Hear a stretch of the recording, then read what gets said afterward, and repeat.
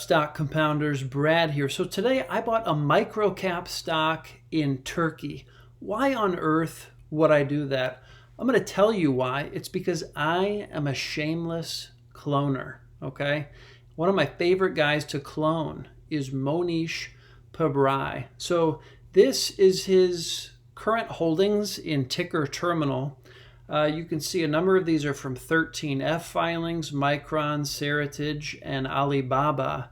But there's a number here that are outside of the US, okay? And there's one that's in Turkey. Now, this is a company that Mohnish Pabrai has been using as an example in basically every Q&A that he's done over the last, let's say, 6 months. And he uses it as an example of a business where you can buy it at deep value, okay? So it's gram prices, and it's a long-term compounder, okay? So you're paying, when he bought it, he was paying 4 cents on the dollar, okay, for what he thought the business was actually worth.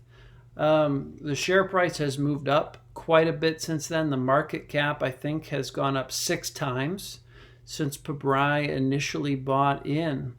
But the intrinsic value, at least from Pabrai's perspective, has also gone up. The current market cap is about 115 million US dollars, so it's a micro cap.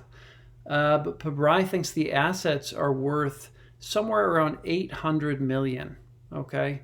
I heard from somebody who invests with Pabrai that in his annual letter, he actually said he thinks this could be the first 100 bagger in Pabrai funds, okay?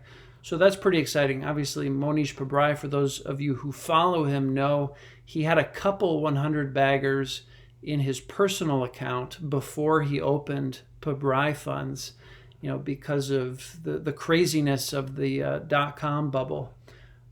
Sold out at the right time with those. But could be the next 100 bagger. The unfortunate thing is he wasn't able to put in a full position. Pabrai likes to put in about 50 million, maybe between 50 and 70 million as a 10% bet when making new investments. He only put about 7 million initially into this Turkish company, Rasis. But you can see recently, as of August 10th, he more than doubled his position in Rasis. So there you go. Currently 35 million worth of Rasis shares, at least as of August 10th, which is pretty recently. It's only 2 weeks ago. So anyway, I hadn't really looked into Rasis until this point because I couldn't figure out how to buy it, right? I got an anonymous tip that Fidelity in the US has access to the Istanbul exchange, okay? So what I did was I decided, well, I have to go for this thing. It's already up 6x. Pabrai, just thinks the world of this thing. It's a little concerning how much he's talking about it, right? There's potential biases that he's drilling in there that could prevent him from making rational decisions about the company in the future. But he really just plans to own this thing for decades, okay? He loves the management team. He's looked at the assets, which are mostly warehouses, having international clients. So he's really kicked the tires on this thing. It's funny. He says, somebody asked him, so how do you invest in a Turkish company? How do you even go about, vetting a company in Turkey? And he said, well, I know a guy, right? He had a connection in Turkey. I guess it sounds like this guy is a pretty devoted Graham type investor. And so that's how Pabrai found out about Rasis and went and toured the company with this other investor. But anyway, so the process of buying this through Fidelity. So I've had my retirement account, right, my Roth IRA with TD Ameritrade for quite a number of years. I decided I'm going to transfer my retirement account over to Fidelity so I can get access to RACIS. So the process was fairly straightforward. All you do is you open a new account. I opened a new retirement account with Fidelity. And then it's pretty easy to just, you basically give them your account information at TD Ameritrade and they're able to transfer it over. It took about a week to transfer my holdings over to Fidelity. Now, there were a couple, situations where they gave me pause. The first one, as I was on the phone with Fidelity setting up a new account, I guess he was doing a little research behind the scenes because I told him I wanted to invest in Istanbul. And so, a couple minutes after I'm getting into the process of opening this Roth IRA, he says to me, "Oh, just so you know, the Istanbul exchange is only accessible for non-retirement accounts." Okay? So at that moment, I'm like, of course, there has to be a hiccup here. So I was like, okay, well, the whole reason I'm transferring my account over is to access RACIS, right? To access the Istanbul exchange. So I said, well, all right, let me think about this. I hung up. The next day I called the International Trade Desk. Okay, this is the number I'd called before to really figure out, okay, is this real? Can I access RACIS through Fidelity? And I called him again and I asked, hey, this guy told me I couldn't access Istanbul through a retirement account. Is that true? And he said, no, we can do it, in any account. It's not a problem.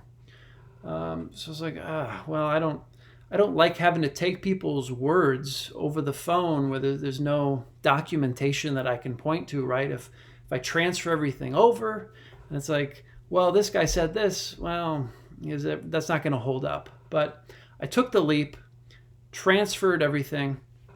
Now, here's the second hiccup. So I transfer everything over. Now they say, when I call to buy RACIS, they say, well, we can't do it with new accounts.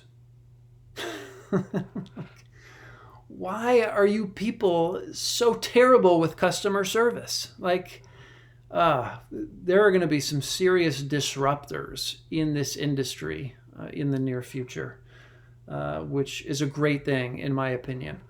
But anyways, I was like, okay, let me get back to you. So I contact my anonymous tip, right? The guy who said, hey, you can buy RACIS through Fidelity. And he said, oh, yeah, I had that problem too. You have to wait until the funds clear and the funds show up as funds available to withdraw, okay? It can't just be funds available to trade. It has to be fully in Fidelity's system. So that ended up taking about a week in order to show up under the funds available to withdraw. So I called the International Trade Desk, which I'm going to put that number in the description for you guys who, if you're in the US, maybe even from Canada, I don't know. You can call them and they'll hook you up with access to RACIS. You cannot buy RACIS through Fidelity on the computer. Okay, it can only be done over the phone. So that's a nuance as well. So the funds finally cleared, placed an order for RACIS, just placed it today. So it hasn't gone through yet. I'm crossing my fingers. But just wanted to share that whole process with you guys.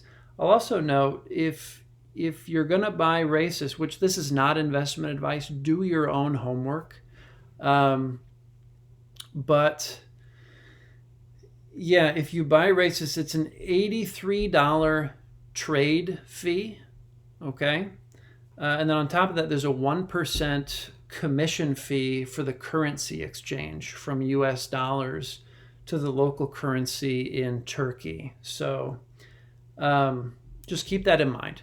1% currency exchange fee and an $83 trade fee per transaction on the Istanbul exchange. So I think that's about all the info I've got for you guys. I'm going to keep you posted on whether this thing goes through. I have no idea what time it is in Turkey right now, but the order has been placed, so I'm hopeful that this thing will go through and these Raisis shares will show up in my Fidelity account. So, whew, that was a doozy. It's some of what I've been up to over the last week, yeah, let me know, for those of you who have also figured out how to buy Raisis, yeah, hit me up in the comments, hit me up on Twitter in the DMs, and let's share intelligence about Raisis. Now that I finally figured out how to buy, I'm ready to kind of sink my teeth into this company beyond kind of what I've heard from Mohnish Pabrai. So anyway, guys, just wanted to share that exciting news. And yeah, that is all for today's video. See you all in the next one. Take care.